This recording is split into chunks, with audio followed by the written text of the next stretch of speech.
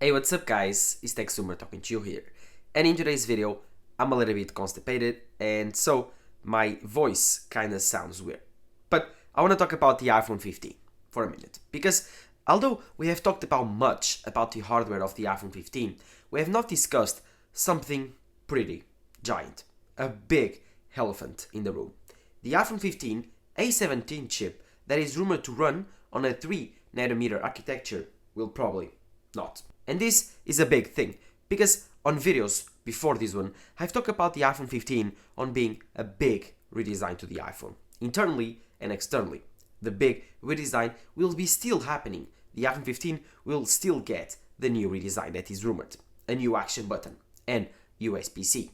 But another main factor that was giving me excitement for the iPhone 15 was the upgrade to the chip.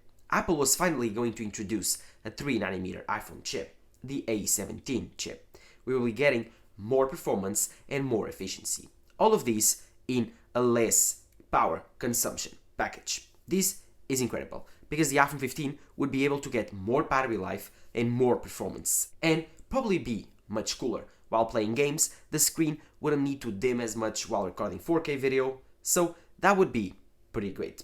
But I think now, with the miss from Apple from releasing the 15-inch MacBook Air with the M3 chip, I don't see where Apple will launch the A17 with a 3nm architecture. But there's always a possibility for that happens. So in today's video, I want to discuss what are the odds, if that happens, what that implies for the future of Apple Silicon and the iPhone, and of course, which leaks and which new rumors are surrounding the iPhone 15. So if you are excited, do not forget to drop a like down below, subscribe to the channel. Let's get started. So, the iPhone 15 is rumored to have the A17 chip. Not rumored, but it's more of a fact, because the iPhone always gets a new chip. I don't think the iPhone 15 actually will get the A17 chip, nor the iPhone 15 Plus, but the iPhone 15 Pro and iPhone 15 Pro Max or 15 Ultra, whatever Apple want to call it, they will get it. And this is big, because the iPhone A17 chip is rumored to have 3nm. And yes, that's a big thing, because if you don't know how architectures from chips work, they are pretty simple. Imagine a chip is like your brain. Inside of your brain, you have neurons, and these are responsible for transferring the data, so electrostatic pulses on your brain. Now, a chip has these tiny ways where you can transfer data, and very fast. If you have more of these neurons on your chip, then you can transfer more data faster, and so your chip is faster. But the big thing is, these processes tend to get big. Like, if you want to have a big chip with lots of processing power, it's going to be very big and less efficient because it's bigger. The paths are not as efficient. Like, by making a chip much bigger, you just make all of these things bigger and farther away from each other, which implies more losses and in turn implies more power consumption for extracting more performance.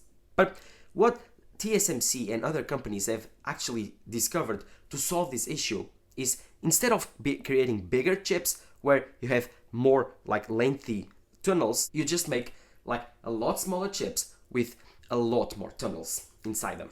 And that's the magic of chip architecture. The iPhone A17 chip will have, for the first time, the 3nm architecture. And this is big, because for the first time, we'll be getting more performance and more power efficiency, like a big jump for both on a year-to-year basis. This would be big because 3nm from TSMC has been delayed for a while now. It's rumored to be a big jump, and according to Min Chi Kuo, is ready for the end of the year. So I think there's a chance for it to come to the iPhone A17 chip. But still, it leaves me worried, because Apple is not launching the M3 like they were doing before. If you don't know how Apple Silicon works, it's pretty simple. Apple launches the M1, and then all of the chips are based on this M1. The A15 chip, then the W6 or 7 for the Apple Watch, and then the other chips for the other components. They are very scaled down versions of this M1 chip. But then Apple released the M2, and then they released the A16 chip, and that's the same story. The A16 is based on the M2, of course. Now, Apple is rumored to launch the A17 chip on the iPhone 15, 15 Pro, 15 Pro Max, and this chip will be more efficient, more powerful, because it will have 3nm, right? Well, that's not it. Because if Apple does not launch the M3 chip on WWDC with the 15-inch MacBook Air, like Mark Gurman is telling us, then, God, we are in trouble. Because according to Mark Gurman, Apple will not launch the M3 chip. Apple will launch the M2 chip on this 15-inch MacBook Air, which means the M3 is not ready still. And this is causing very big doubts on myself and other YouTubers, because now the iPhone 15 Pro and Pro Max won't feature the new rumored architecture with 3nm. And this is a big deal because those rumored power efficiency gains that we were talking about before, that would change the iPhone 15 forever, because it would improve on the cooling of the iPhone, it would improve the battery life, it would improve the performance. Everything will be much better, and the iPhone needs this, because the iPhone 13 Pro had a lot of heat management issues, the iPhone 14 Pro still has those issues, the iPhone 12 Pro had those issues. As more powerful the chip gets, the iPhone does not get thicker and does not get bigger fans. The iPhone doesn't have any type of active cooling system. So we need more power efficient chips, and this 3nm technology would change that. But according to Mark Gurman, we are not getting the M3 chip. And if you don't get the M3 chip, then the iPhone 15 kind of gets screwed by this. We should wait that for the iPhone 16 then, right? I don't know. I don't know if you are getting this A17 chip with 3nm or not, but I hope so. I hope that Apple this time launches this 3nm on the A17 chip and then scales it up for the M3 and the other stuff. Let's see if Apple does that or not, because this actually depends a lot on the iPhone. This A17 chip could also include new cores to take more advantage of the USB-C, and of course, I want to see this A17 chip blew past competition, blew past the Snapdragon chips that are also pretty good. Those are found on the Samsung S23 Ultra and other Android flagships.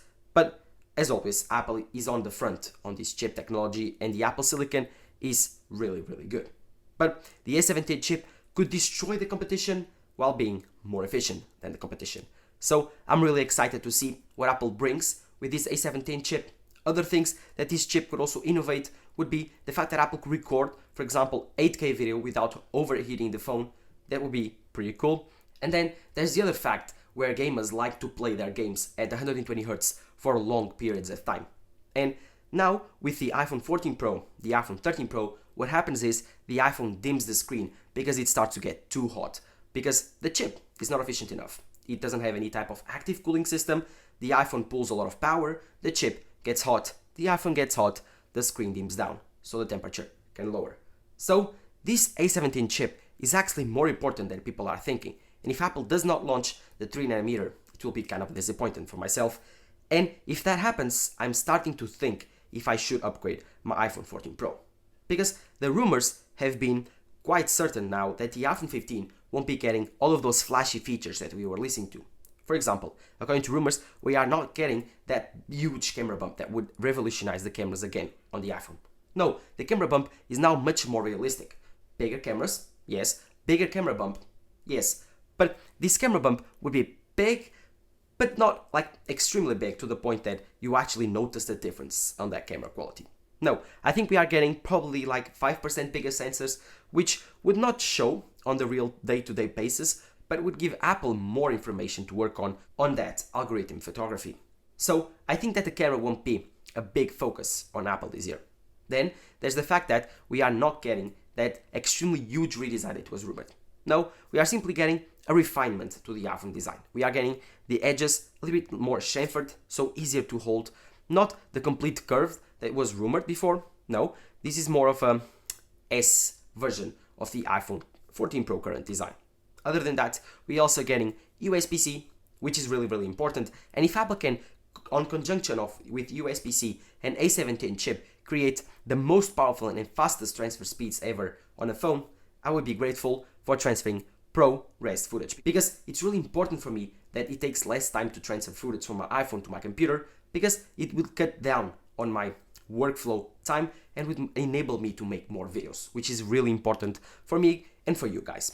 Then, of course, there's the fact that we are completely removing the mute switch button on the iPhone.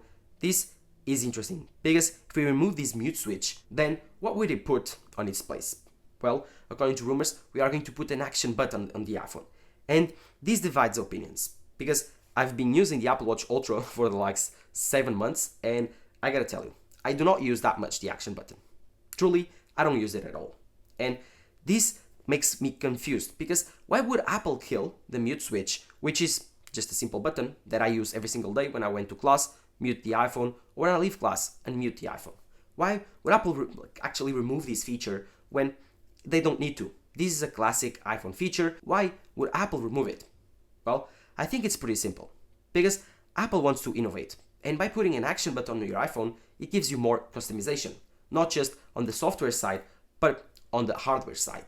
And that would be pretty important. For example, if you want to take photos using a real button, not just a screen button, you click the action button. Before, you had to click the volume up or the volume down, and lots of people don't know that shortcut. Now, with the action button, it will be a lot easier for people to learn the gesture and to learn how to take photos much easier. So, yeah, that would be a pretty cool switch to have this action button enabling to launch the camera app, to take photos, to take a video, just like a real camera can do, or even to launch a shortcut to open your garage door, to turn your lights at your home, or again, to call someone special like your mother, your grandfather, your father, or even just send a message, an automatic message to another person. I don't know, like the sky is your limit with the Apple Watch Ultra action button and of course the iPhone 15 rumored action button. Of course, this could also invert the tables because like I hate the action button on the Apple Watch. I don't use it, and lots of time I simply press it by accident and it simply just turns on a workout, calls someone that I don't want to call. It's just a problem. And my father, which also actually owns an Apple Watch Ultra, has the same issue. So Apple, please fix this. It's a problem. It's rumored to be an haptic button, so make your magic, Apple. I think you can do it. Other than that, nothing is new. And this disappoints me because the iPhone 15, 15 Pro were rumored to be this huge upgrade, this huge cycle for Apple and the iPhone. But I don't see that way. I don't see that this year will be a bigger year than the iPhone 14 Pro was to the iPhone 13 Pro or the iPhone 13 Pro was to the iPhone 12 Pro. No, this won't be that iPhone 12 Pro moment where we got a completely new design, or even worse, this won't be the iPhone 10 moment where we got a completely new phone, completely new device in general. So, no, I think this will be another refinement to the iPhone. Probably smaller bezels will also be on the iPhone 15 Pro and Pro Max, probably also on the iPhone 15 and 15 Plus. Apple will make the less bezeled phone ever on the planet, so the phone with less bezels ever. But again, who cares? And then probably next year or the year next after that, they will remove the notch or the dynamic island and they will go into the punch hole. But again, what will it do next? I think that the iPhone is reaching a point where it's a very incremental upgrade, and I don't see the point of upgrading every single year. I have the iPhone 14 Pro, and Apple needs now to sell me on the iPhone 15 Pro, and I don't see how can they do it, but this is their job. They have a fantastic marketing team, and I think they can do it. They just need to bring the right features to the iPhone. For example, they need to improve the video so much that I decide not to buy a mirrorless camera and keep filming all these videos with an iPhone, or even improve the camera quality so much and refine this 48 megapixel sensor, which is insanely good. So in order that I, again, forget about buying a mirrorless camera and keeping using this iPhone. But I don't see that happening this year, next year, on the next couple of years. This is limited by the size of the sensor, and maybe the cameras are the only thing that Apple can improve from now on. But at least it's an improvement, and while it's big, I will keep upgrading. When it starts to get too incremental, I will stop. But let me know in the comments below what you think, and which color do you want to see on the iPhone 15 Pro and Pro Max. For me, again, I want a forest green, or this very, very green, or this very strong green on the iPhone, like the iPhone 11 Pro and the iPhone 13 Pro had, or a copper color. A copper color would be pretty cool. I like this very satin orange is also pretty cool. Again, orange is the color of my channel, so I really enjoy orange. But let me know in the comments below what you think. While you're there, do not forget to drop a like down below, subscribe to my channel, and of course, follow my social networks, Twitter and Instagram. Thank you guys for watching. This has been TechSmart talking to you here. Bye bye.